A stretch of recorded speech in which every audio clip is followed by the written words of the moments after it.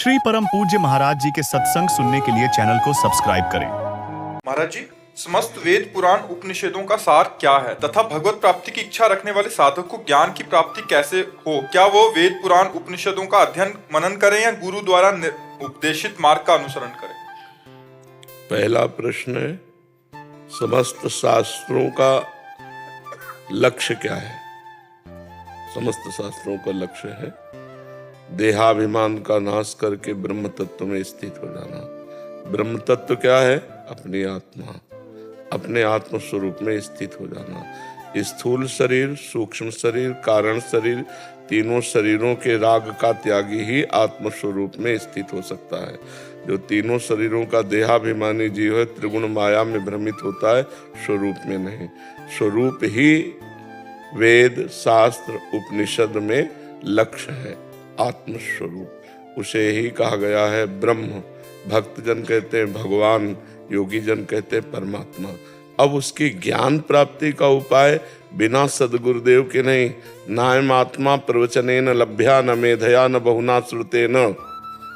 आत्मबोध प्रवचन सुनने से नहीं हो जाता। आत्मबोध बहुत बुद्धिमान को नहीं हो जाता। आत्मबोध प्रवचन करने वाले को नहीं होता। आत्मबोध उसी को होता है जो करुणामय गुरुदेव अपनी कृपा दृष्टि से जिसे देख ले। तो गुरु कृपा ही केवलम, मोक्ष मूलम गुरु कृपा, ध्यान मूलम गुरु मूर्ति, पूजा मूलम गुरु पदम, मंत्र मूलम गुरु वाक्यम, मोक्ष मूलम गुरु कृपा। केवल बुद्धि से काम नहीं चलता, क्योंकि बुद्धि प्रकृतिजन्य है। जब गुरुदेव कृपा करते हैं तो हमारी बुद्धि ब्रह्म में निष्ठा युक्त हो जाती है। ब्रह्मनिष्ठ ही आत्मबोध को प्राप्त होता है।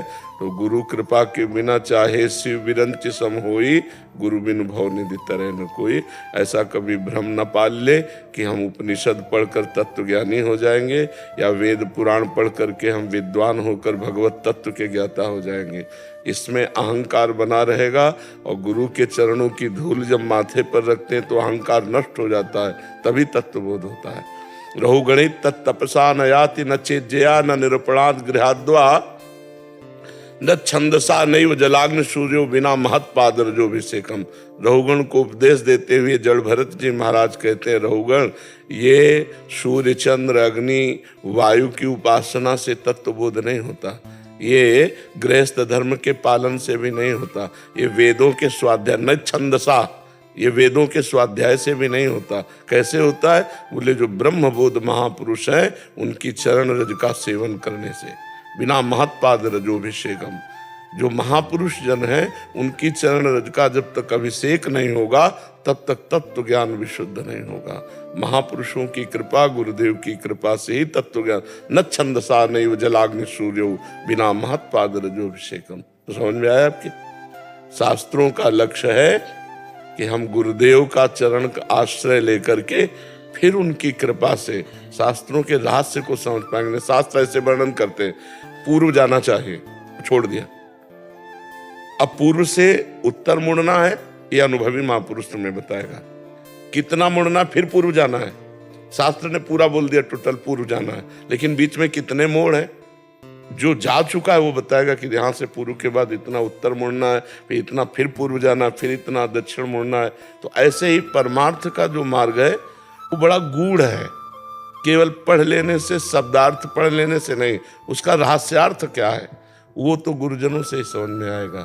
तभी लिखा है, प्रथम सुने भागवत भक्त मुख भगवद वाणी।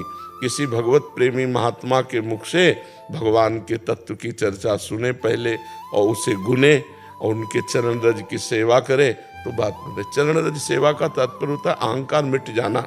ये जो मैं लगा है ये हट जाए, शुद्ध मैं रह जाए, मैं में कुछ लगने ना पावे, वो ब्रह्म है। और लग गया तो माया है। मैं और मोर तोरता है माया। मैं में कुछ लग गया, जैसे मैं विद्वान में, धनवान में, कुलवान में, तपस्वी में, भगत में, ज्ञानी, वो माया। और जिस मैं में कुछ नहीं लगा, शुद्ध मैं, तत्वमसि, वो ब्रह्म में। महाराज जी, ऐसे सतगुरुदेव इस नश्वर शरीर से संसार में न हो तो क्या उनके उपदेशित मार्ग का ही अनुसरण करके? हाँ, उनकी भावना पहले करे। जैसे हम साधन मार्ग में चल रहे तो पहले ध्यान मूलम गुरु मूर्ति, अपने गुरुदेव का ध्यान करे और उनके वचनानुसार, उनकी आज्ञानुसार तो गुरुदेव को प्रधान रख करके यदि हम चलें और शास्त्र स्वाध्याय करें तो सब शास्त्र गुरुदेव की वाणी है, क्योंकि गुरुदेव भगवान, भगवान गुरुदेव। बंदो गुरुपद कंज कृपा सिंधु नर रूप हरि, महामोहतम पुंज जासु वचन रवि कर्णिकर। और साधु समागम में अधिक समय व्यतीत करें, जहाँ भी रहे साधु समागम में रहे, क्योंकि अगर हम संसारियों के घरों में जाएंगे, उनके घरों में सोएंगे, तो हम परमार्थ के पथिक नहीं हो पाएंगे। चाहिए कि जिन सैया पर संसारी पुरुष होते हैं उसका स्पर्श भी न हो, जिन पात्रों में वो पाते हैं उन पात्रों में न पाना हो। विरक्त जन मिट्टी का पात्र या नारियल का पात्र रखते हैं, अपने नारियल के पात्र में भिक्षा ली, बाहर पाया स्कूल या देवालय या वृक्ष के नीचे शयन किया, नदी के किनारे। ऐसे जवानी ऐसे काटनी चाहिए। जब परिपक्व अवस्था आ जाए तो भगवान महलों में रखे, चाहे झोपड़ी में बांध दें, फिर उसमें कोई फर्क नहीं पड़ता। तो गुरु का सानिध्य इसीलिए कहते हैं कि बाधाएं नहीं आ पाएंगी। तो संत सानिध्य, संत रूपी घेरे में रहे तो बाधाएं नहीं आ पाएंगी, क्योंकि साधक अगर विचरण करेगा तो बहुत सी अभानी है। पहले विचरण में बड़ी शांति थी, अब विचरण में बड़ी अशांति है कि अगर लोगों को भ्रम हो जाए तो कहो कह दे बच्चा चोर है, मार डाले।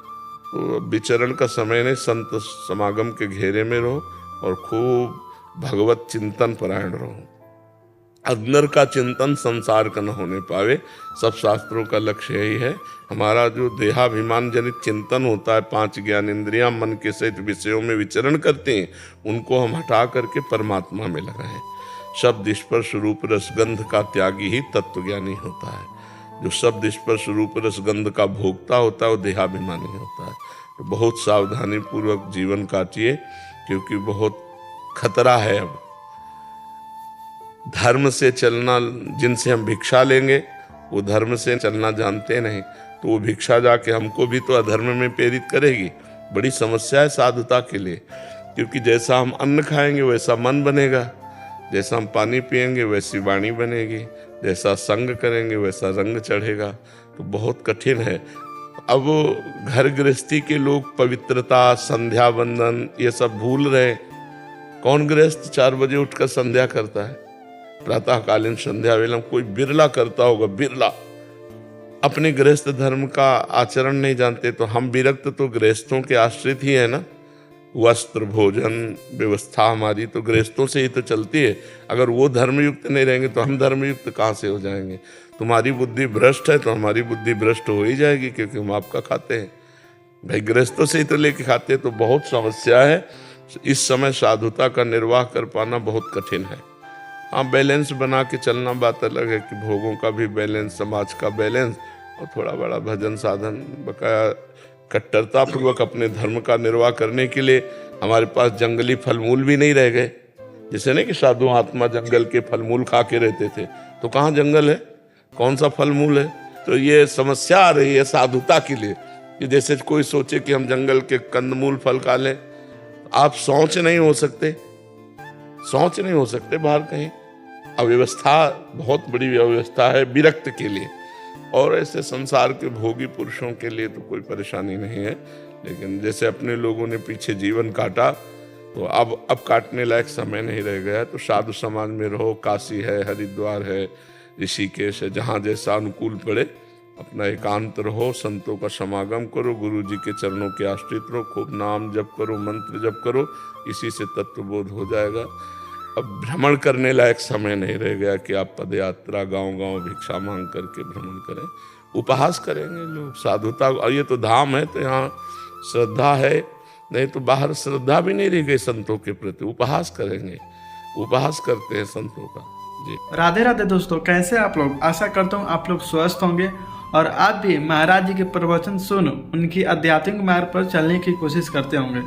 दोस्तों, यह मार्ग बहुत ही दुर्लभ है। आप इस मार्ग पर चलिए और साथ में जो भी आपके आसपास हैं, माता बहन या आपके दोस्त, उनको भी आप प्रेरित करिए और आध्यात्मिक मार्ग पर लेकर चलिए, ताकि जो उन्नति है उनकी उन्नति हो सके और ये जीवन मरण के लोक से हमें मोक्ष प्राप्ति हो सके। धन्यवाद दोस्तों, राधे राधे।